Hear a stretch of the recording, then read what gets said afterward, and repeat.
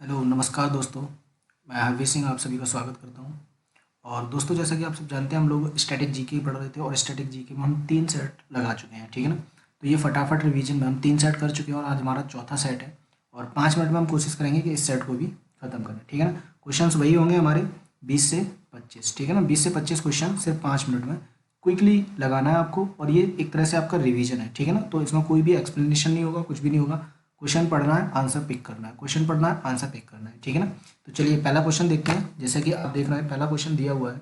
अच्छा, यहाँ पे मैंने थोड़ा सा क्वेश्चंस की जगह पहले मैंने कुछ अंतर्राष्ट्रीय रेखाएं लेनी थी। मैंने सोचा कि थोड़ा सा बता दूं आपको, फिर हम क्वेश्चन लगाते हैं, ठीक है ना। तो जैसे कि आप देख रहे हैं, जो 49वीं समांतर रेखा है, ये किस किस के बीच में है। 49वीं समांतर रेखा है वो कनाडा और अमेरिका के बीच में है, ठीक है ना। तो ये कई बार पूछा गया एग्जाम में। और अगर हम बात करेंगे 38वीं समांतर रेखा, तो ये है उत्तर कोरिया और दक्षिण कोरिया के बीच में, ठीक है ना। अगर हम बात करेंगे 17वीं समांतर रेखा, तो जो 17वीं समांतर रेखा है ये उत्तर वियतनाम और दक्षिण वियतनाम के बीच में है, ठीक है ना। तो आप 38 पूछी जाए तो उत्तर कोरिया, इसका आधा 17वीं पूछी जाए मतलब 19 होता है, लेकिन 17वीं आप अंदाजा लगाएंगे। और उत्तर कोरिया और दक्षिण कोरिया, ये उत्तर वियतनाम और दक्षिण वियतनाम की बात करेगा, ठीक है ना। मैंडेसिन रेखा पूछी जाएगी तो ये अमेरिका और कनाडा। अब मैंडेसिन या फिर आपसे 49वीं, ठीक है ना, दोनों पूछी जाए तो कहाँ पे आ जाएगा, अमेरिका और कनाडा। अगर आपसे पूछा जाए हिडनबर्ग रेखा कहाँ पर है, तो हिडनबर्ग है जर्मनी और पोलैंड के बीच में, ठीक है ना। ऐसे ओडर नीसे, जो ओडर नीसे रेखा है वो भी जर्मनी और पोलैंड के बीच में है, ठीक है ना।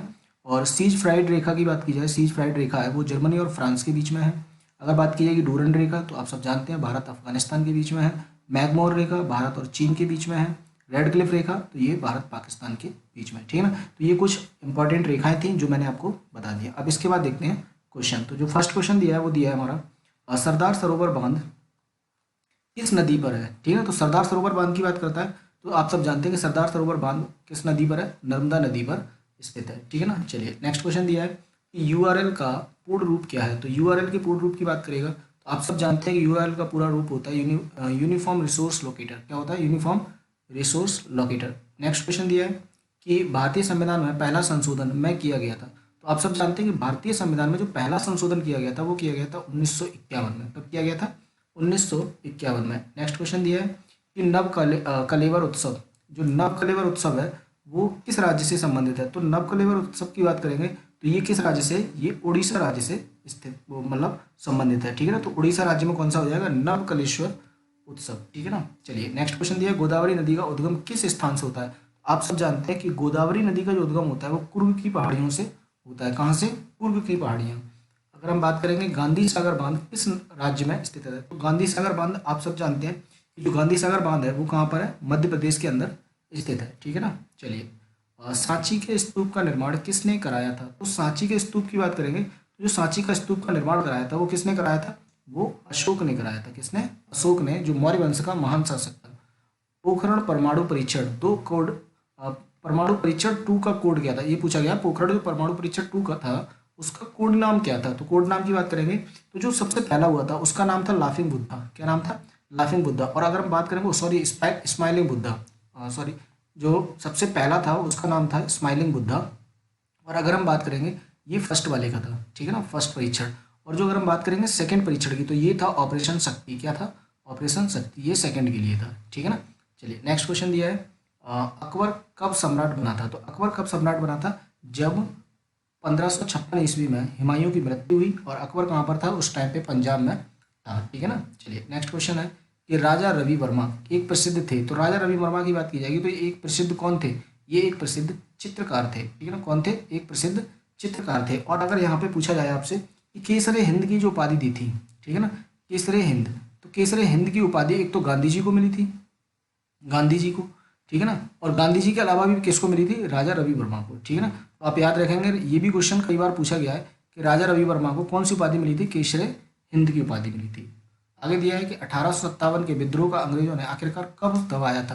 तो 1857 का जो विद्रोह था वो आप सब जानते हैं कि 1858 में इसको दबा दिया गया था, ठीक है ना, 1858 में। लेकिन इस डेट में क्या हुआ था कि ये सिर्फ अंग्रेजों ने घोषणा की थी।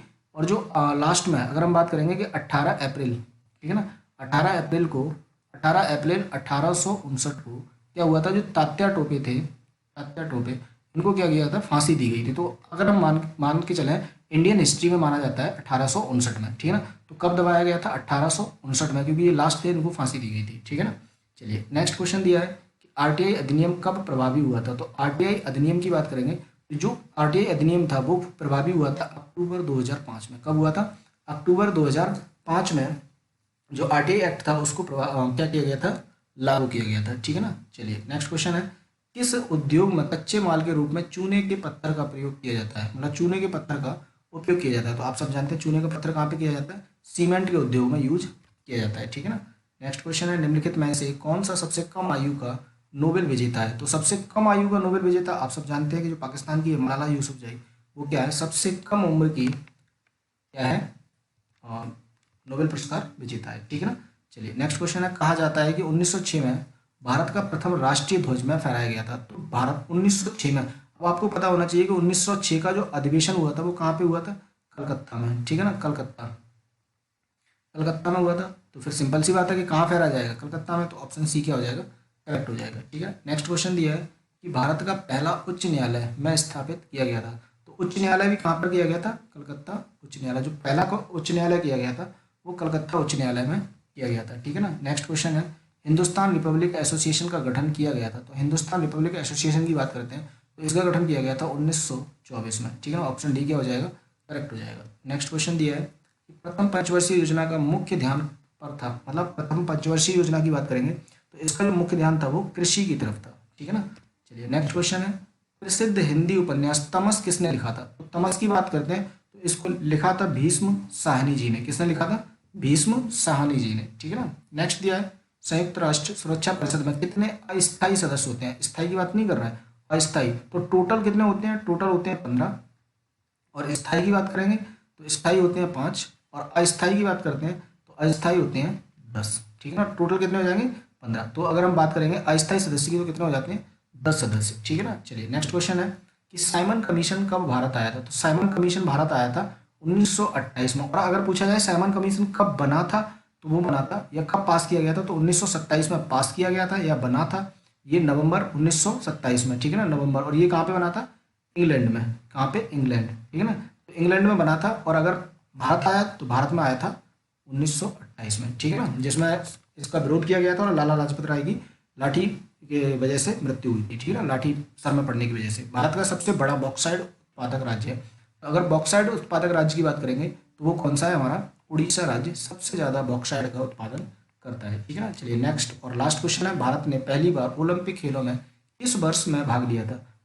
अगर ओलंपिक की बात की जाएगी तो सबसे पहले भारत ने जो ओलंपिक में भाग लिया था वो लिया था सन 1900 में। कब लिया था? 1900 में। और दोस्तों ये हमारे 23 क्वेश्चंस थे। और इसी के साथ आपको वीडियो पसंद आया हो तो वीडियो को लाइक कर दें, शेयर कर दें, और चैनल अगर अभी तक सब्सक्राइब नहीं किया तो चैनल को सब्सक्राइब कर दें। इसी के साथ मिलते हैं नेक्स्ट वीडियो में। जय हिंद, जय भारत।